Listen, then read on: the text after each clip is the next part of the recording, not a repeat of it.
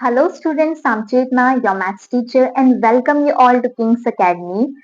तो आज हम पढ़ने वाले हैं हमारा क्लास 10th का second chapter that is polynomials. इस लेक्चर का ओवरव्यू मैं आपको दे देती हूँ कि लेक्चर में हम क्या क्या पढ़ने वाले हैं।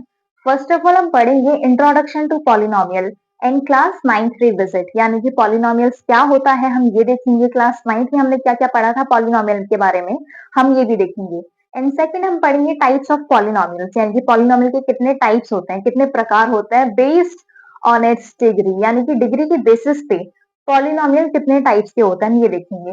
एंड थर्ड हम देखेंगे वैल्यू ऑफ पॉलिनोमियल px। ये पॉलिनोमियल px को हम शॉर्ट में लिखते हैं, ठीक है। तो पॉलिनोमियल जो है हमारा विद x वेरिएबल, उसकी क्या वैल्यू होगी अगर हम x की वैल्यू k डालते हैं। k इज अ कांस्टेंट, कुछ भी नंबर हो सकता है। तो अगर हम x की वैल्यू कोई k डालते हैं तो हमारी पॉलिनोमियल की वैल्यू क्या बनेगी हम ये देखेंगे थर्ड में। And zeros of a polynomial क्या होता है हम थर्ड में ये देखेंगे, थर्ड पॉइंट पे। एंड फोर्थ हम क्या देखेंगे, हम देखेंगे graphical meaning of zeros of a polynomial. जो जीरोस ऑफ अ पॉलिनोमियल है उसका ग्राफिकल मीनिंग क्या होता है, यानी कि ग्राफ के फॉर्म में हम उसको कैसे शो करते हैं, ठीक है। तो अभी हम लेक्चर स्टार्ट कर लेते हैं।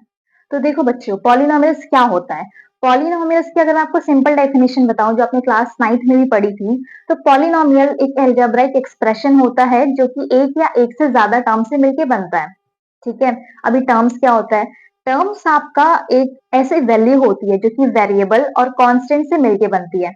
वेरिएबल आपका कोई भी, जैसे कि आपका एबीसीडी का कोई भी फॉर्म होता है, वेरिएबल एक ऐसी वैल्यू होती है जिसका जिसका जो नंबर फिक्स नहीं होता, वो कुछ भी नंबर हो सकता है। तो इसलिए हम उसको वेरिएबल कहते हैं, यानी कि जो फिक्स नहीं है, जो वेरी कर रहा है। तो वेरिएबल के साथ में कोई कांस्टेंट नंबर, मान लो 2 है, 3 है, अगर हम मल्टीप्लाई करते हैं तो उनकी मल्टीप्लीकेशन से जो टर्म बनता है उसको हम टर्म कहते हैं, ठीक है। जो फॉर्म बनती है उसको हम टर्म कहते हैं। अभी आप मान लो कोई भी वेरिएबल है, इस ये किसी भी पावर में हो सकता है, आपका किसी भी होल नंबर पावर में, 0 भी हो सकता है, 1 भी हो सकता है, 2 भी हो सकता है। तो वेरिएबल की पावर कोई भी होल नंबर हो सकता है। ये मल्टीप्लाई किससे होता है, किसी भी कांस्टेंट नंबर से। ये दोनों मिलकर क्या बनाते हैं, आपका टर्म बनाते हैं, राइट।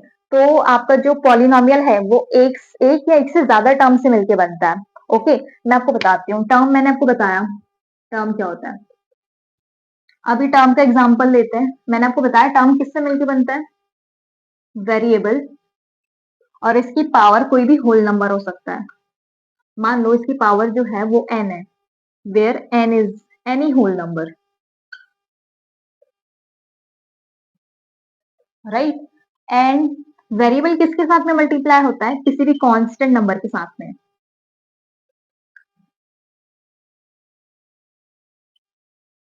अब यहाँ पे जो कांस्टेंट नंबर है ना, ये कोई भी रियल नंबर हो सकता है, एनी रियल नंबर।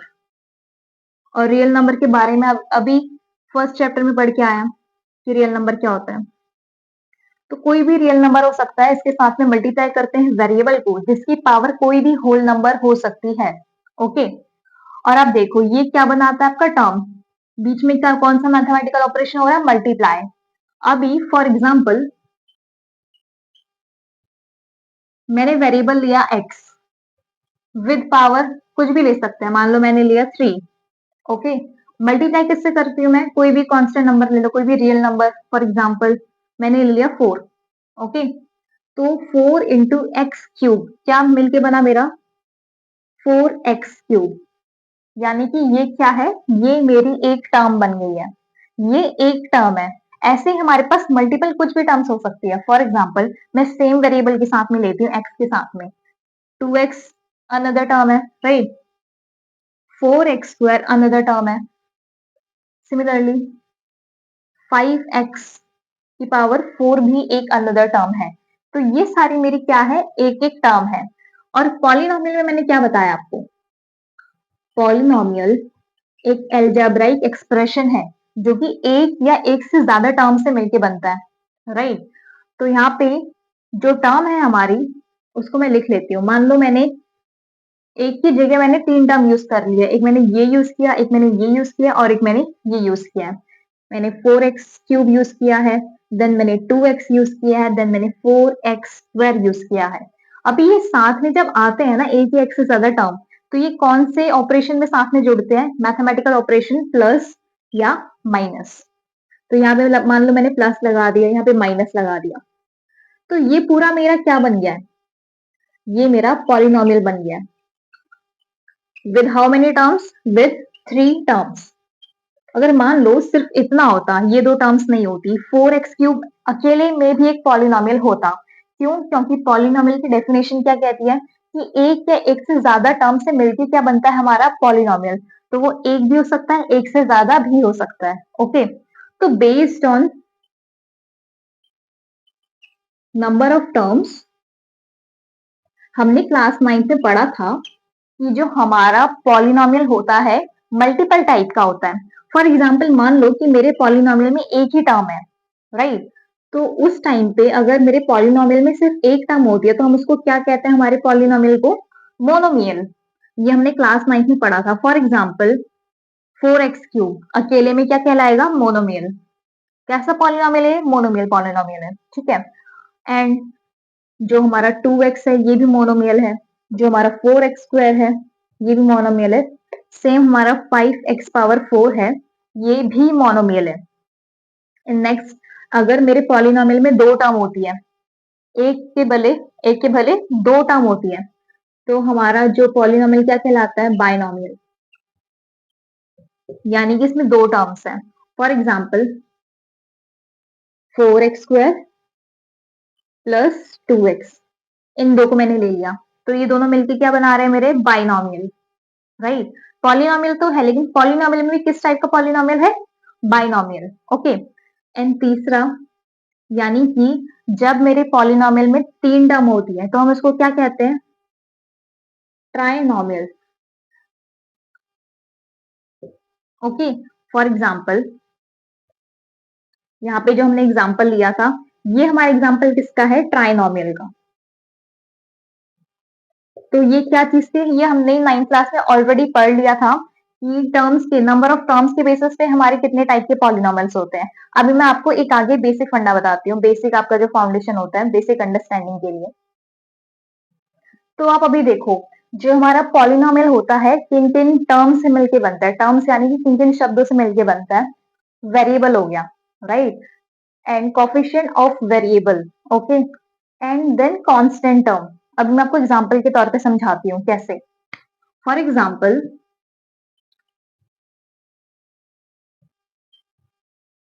मैंने लिया 4x², ये मेरा एक टर्म है।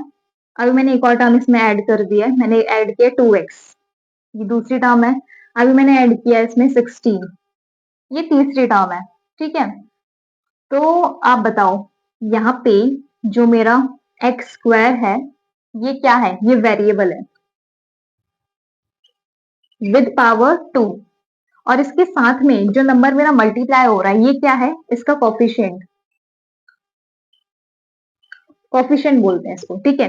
कोफिशिएंट किसका? x² का, coefficient of variable x²। Similarly यहाँ पे मेरा वेरिएबल क्या है? x, और उसका कोफिशिएंट कितना है? हम साइन के साथ में लेंगे, यानी कि 2 है लेकिन माइनस का 2 है, तो यहाँ पे x वेरिएबल का कोफिशिएंट कितना है? -2। और यहाँ पे देखो, यहाँ पे कोई वेरिएबल है? नहीं है, तो यहाँ पे हम इसको क्या बोलेंगे? जिसके पास में कोई वेरिएबल नहीं होगा, जिस टर्म के पास में, हम उसको बोलेंगे कांस्टेंट टर्म, यानी ये एक नंबर के टर्म है, यहाँ पे कोई भी वेरिएबल नहीं है। तो यहाँ पे हमने देखा कि एक पॉलिनोमियल जो है वो किससे मिलके बना है? वो वेरिएबल से मिलके बना है, वो कोफिशिएंट से मिलके बना है उस वेरिएबल के, और वो साथ ही कांस्टेंट टर्म से भी मिलके बना है, राइट? कभी कभी ऐसा हो सकता है कि किसी किसी भी पॉलिनोमियल में कांस्टेंट टर्म नहीं होगा, लेकिन उसमें डेफिनेटली आपका वेरिएबल और कोफिशिएंट तो होगा ही होगा साथ में उसके। ओके, अभी आप देखो, एक बेसिक अंडरस्टैंडिंग मैं आपको देती हूँ। ये है मेरा इनपुट और ये है मेरा आउटपुट। समझते हैं इनपुट और आउटपुट क्या होता है? इनपुट यानी कि जो चीज हमने दी, और आउटपुट यानी कि जो चीज हमको मिली, ठीक है। रियल लाइफ एग्जांपल से मैं आपको देती हूँ, अगर मैं आपको रियल लाइफ एग्जांपल देती हूँ, मान लो कि मेरा इनपुट है कि मैंने अपने एग्जाम की प्रिपरेशन में 100% दिया, अपना पूरी प्रिपरेशन अच्छे से कर रखी है पूरे हार्डवर्क के साथ में, और आउटपुट मुझे क्या मिला?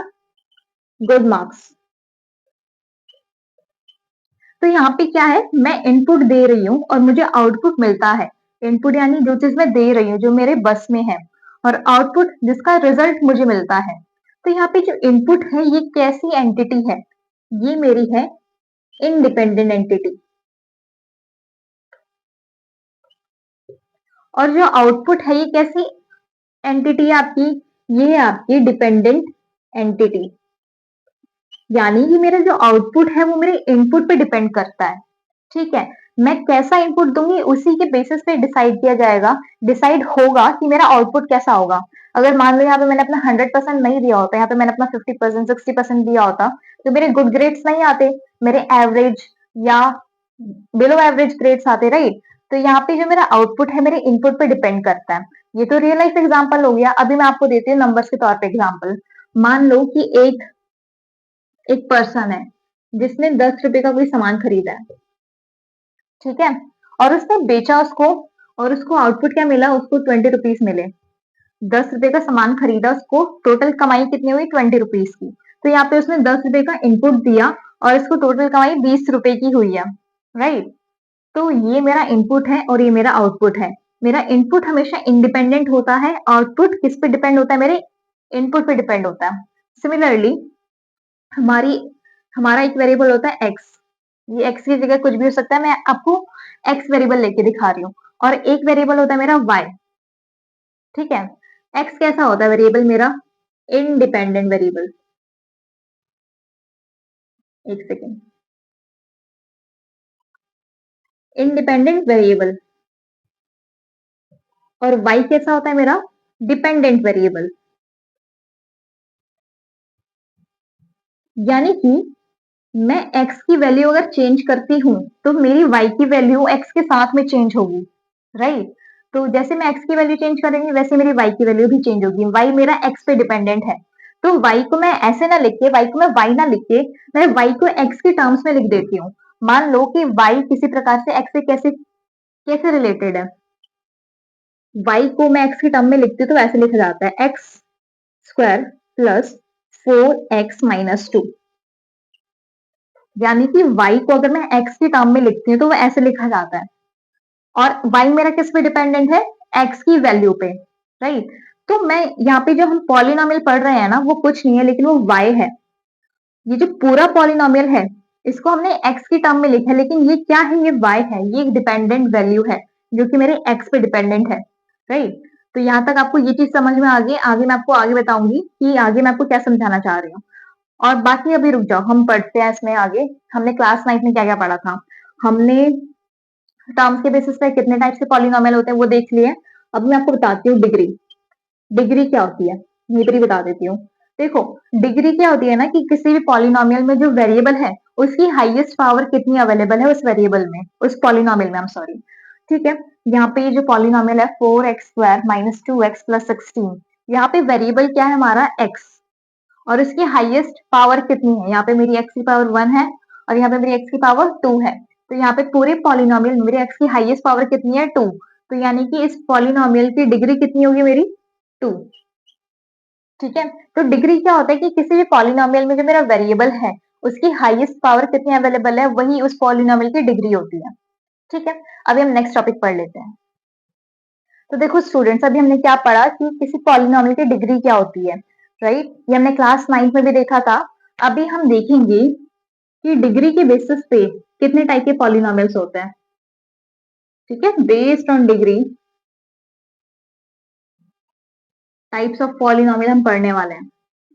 फर्स्ट ऑफ ऑल हमारा पॉलिनोमियल होता है लीनियर पॉलिनोमियल,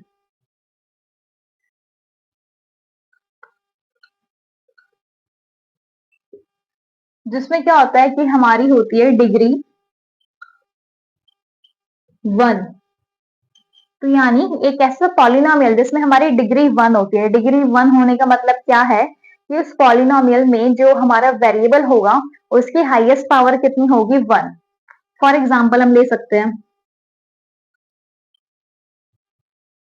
सबसे पहले हम x वेरिएबल का एग्जाम्पल ले लेते हैं, 4x-8। यहाँ पे आप देखो, यहाँ पे हमारा वेरिएबल है x और इसकी पावर कितनी है, 1, राइट। तो यहाँ पे उसकी डिग्री भी 1 है। सेकेंड एग्जाम्पल मैं आपको लेती हूँ, आपका लेती हूँ किसी और वेरिएबल के साथ में। मान लो मैंने लिया है s वेरिएबल, तो यहाँ पे 8s + 16, यहाँ पे मेरा वेरिएबल क्या है, s विद पावर 1, हेंस इसकी डिग्री कितनी हो जाएगी, 1। तो ऐसे आप मल्टीपल एग्जाम्पल ले सकते हैं, ओके। एंड सेकंड क्या होता है, सेकंड हमारा जो डिग्री अगर 2 होती है तो उस पॉलिनोमियल को हम क्या कहेंगे, क्वाड्रेटिक पॉलिनोमियल, क्वाड्रेटिक पॉलिनोमियल, जिसमें डिग्री कितनी होती है हमारी, डिग्री होती है 2, यानी कि इसमें जो पॉलिनोमियल है उसकी, उसमें वेरिएबल की हाईएस्ट पावर कितनी होगी, 2। फॉर एग्जाम्पल जो मैंने प्रीवियसली एग्जाम्पल देखा था उसमें x की पावर 2 थी, स्क्वायर थी, तो वो भी कैसा एग्जाम्पल था, हमारा क्वाड्रेटिक एग्जाम्पल था। अब हम न्यू एग्जाम्पल इन्वेंट करते हैं। मान लो इसमें हम यूज कर रहे हैं variable p, 4p square minus 2p plus 5।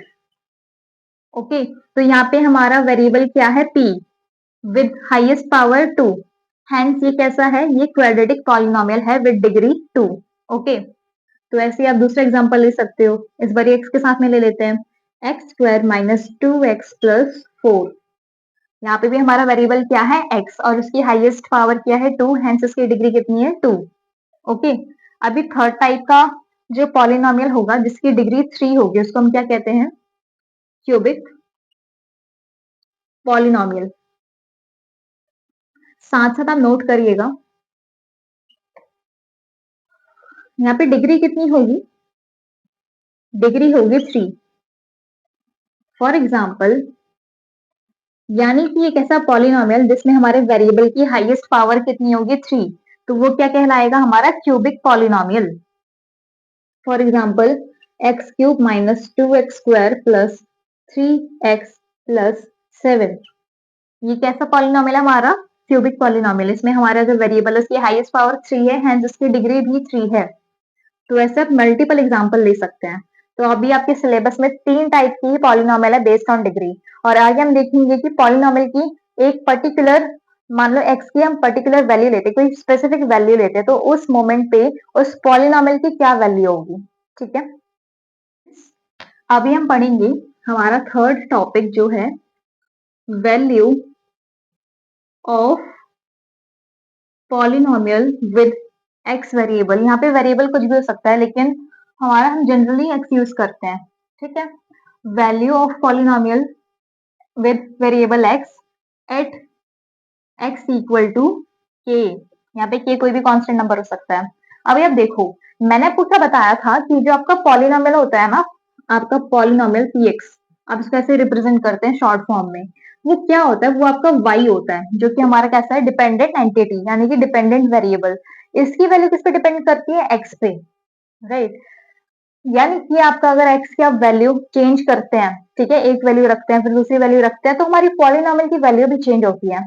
तो जो हमारी वैल्यू है px की, वो x की, अगर आप k वैल्यू रखते हैं, k कोई भी वैल्यू सकते हैं, तो उसकी वैल्यू कितनी होगी, यानी आप x की वैल्यू डिसाइड करते हैं, उससे आपकी पॉलिनोमियल की भी वैल्यू डिसाइड होती है। अब मैं आपको एग्जाम्पल के तौर पर समझाती हूँ कैसे। मान लो हमने एग्जाम्पल लिया px एक पॉलिनोमियल है विद एक्सप्रेशन, x की टर्म में इसकी एक्सप्रेशन होगी x square minus 4x plus 2। कैसा पॉलिनोमियल है बताओ ये, इसकी पावर कितनी है, वेरिएबल की हाईएस्ट पावर 2, यानी ये है क्वाड्रेटिक पॉलिनोमियल। ओके, अभी आप मान लो मैंने x की वैल्यू ले ली है 1, क्योंकि हम k पे बात कर रहे हैं कि कांस्टेंट नंबर है, कोई भी नंबर हो सकता है, तो x की वैल्यू हमने क्या ले लिया, 1, फॉर एग्जाम्पल 1। तो हमारी px की वैल्यू कितनी होगी, फर्स्ट ऑफ ऑल यहाँ पे जो x है उसकी जगह क्या हम लिख देंगे, p1। ठीक है, क्योंकि x की जगह पे हम क्या पुट कर रहे हैं, 1। अभी यहाँ पे जो x है उसकी जगह पे हम 1 पुट कर लेंगे डायरेक्टली। x का स्क्वायर था, अब क्या हो जाएगा, 1 का स्क्वायर। 4 किससे मल्टीप्लाई हो रहा था, x से, अब किससे मल्टीप्लाई होगा, 1 से। और यहाँ पे 2 एज इट इज आएगा, 2 एक कांस्टेंट टर्म है हमारी। 1 का स्क्वायर 1 होगा, 4 इंटू 1 कितना होगा, -4 इंटू 1 -4 प्लस 2। 1 में से -4 हम माइनस करेंगे, आई मीन 1 में -4 ऐड करेंगे, ठीक है, कितना होगा, -3। -3 में +2 ऐड करेंगे, कितना होगा हमारा, -1। यानी कि हमारा पॉलिनोमियल जो px है, अगर हम उसमें x की वैल्यू 1 डालते हैं तो हमारे पॉलिनोमियल px की वैल्यू कितनी आएगी, -1। सिमिलरली अगर आप उसमें 1 ना डाल के 2 डालते हो, तो कितनी वैल्यू आएगी, अब चेक कर लेते हैं। x की जगह 2 रख देते हैं पूरे एक्सप्रेशन में। x का स्क्वायर है यानी कि 2 का स्क्वायर, 4x से मल्टीप्लाई होगा यानी कि 4 अब 2 से मल्टीप्लाई होगा, एंड प्लस 2। 2 का स्क्वायर होता है 4, -4 इंटू 2 -8 प्लस 2। 4 -8 आएगा -4, -4 प्लस 2 आएगा -2। यानी कि अगर हम x की वैल्यू 2 डाल देते हैं तो हमारे पॉलिनोमियल की वैल्यू कितनी आएगी यहाँ पे, with this expression, with this polynomial कितनी आएगी, -2। Okay, so this is how you find the value of px at x equal to k. Okay, तो अभी हम नेक्स्ट टॉपिक पढ़ते हैं। आई होप आपको समझ में आ गया होगा, काफी इजी है, आपने क्लास 9 में भी सेम आपका कंसेप्ट पढ़ा है। अभी हम पढ़ेंगे जीरोस ऑफ अ पॉलिनोमियल। अभी तक हम क्या बात कर रहे थे कि x की हम कुछ भी वैल्यू डाल दे रहे हैं, यहाँ पे x की वैल्यू 1 डाल दे रहे हैं, 2 डाल दे रहे हैं, क्योंकि x की वैल्यू हम यहाँ पे k लेट कर रहे हैं, ये कुछ भी होगी, तो उसमें हमारी वैल्यू ऑफ px क्या बनेगा, px की वैल्यू कितनी बनेगी पॉलिनोमियल की। लेकिन इस वाले कंसेप्ट में जीरोस ऑफ अ पॉलिनोमियल में हम क्या चाहते हैं कि जो हमारा पॉलिनोमियल है px विद एनी एक्सप्रेशन, मान लो इस एक्सप्रेशन को यूज कर लेते हैं हम, जो हमारा पॉलिनोमियल है वो उसकी वैल्यू कितनी आनी चाहिए, 0 आनी चाहिए। वही क्या होता है, जीरो ऑफ अ पॉलिनोमियल। लेकिन x की किस वैल्यू पे, x की किस वैल्यू पे हमारे पॉलिनोमियल की वैल्यू 0 आएगी। तो जो x की वो वैल्यू होगी ना, मान लो x की वो वैल्यू k है, हमको नहीं पता कौन सी, हमने लेट कर लिया k है, ठीक है, k वेरिएबल हो सकता है, कुछ भी वैल्यू हो सकती है। तो x की वैल्यू k डालने पे हमारा पूरा पॉलिनोमियल 0 बन जाता है। जैसे कि यहाँ पे हमारा पहले -1 बन रहा था, यहाँ पे -2 बन रहा था, लेकिन x की एक पर्टिकुलर वैल्यू पुट करने पे हमारा जो पॉलिनोमियल है वो 0 बन जाता है। तो वो वैल्यू हमारे पॉलिनोमियल की क्या कहलाती है, जीरो ऑफ अ पॉलिनोमियल। समझ में आपको, मैं दोबारा रिपीट कर देती हूँ। कोई भी पॉलिनोमियल है px with some specific expression, for example इस एक्सप्रेशन का हम यूज कर लेते हैं, तो इस एक्सप्रेशन में हम x की वैल्यू से क्या पुट करेंगे कि पूरा जो पॉलिनोमियल है उसकी वैल्यू 0 बन जाएगी, राइट। तो उसी वैल्यू पे, x की उसी वैल्यू पे अगर हमारा पूरा जो पॉलिनोमियल 0 बन जाता है तो उस वैल्यू को हम क्या बोलेंगे, zero of a polynomial, zero of that polynomial. Okay, मान लो फॉर एग्जांपल ये आपका पुट करोगे तो मे बी आपका ये आंसर गलत आए, लेकिन फॉर एग्जांपल x की वैल्यू 5 डालने पे हमारा जो पॉलिनोमियल ये वाला है ये 0 बन जाता है, for example, just an assumption. Okay, तो जो 5 है, 5 is the zero of polynomial px। ये वाला जो पॉलिनोमियल था, इस वाले पॉलिनोमियल का जीरो कौन सा है, 5, जीरो है इस पॉलिनोमियल का। So this is how you define a zero of a polynomial. Okay, अब हम आगे देखेंगे कि कैसे हम पॉलिनोमियल का जीरो निकालते हैं। उससे पहले हम देखेंगे कि जो जीरो ऑफ अ पॉलिनोमियल होता है उसकी ग्राफिकल रिप्रेजेंटेशन कैसी होती है, ठीक है।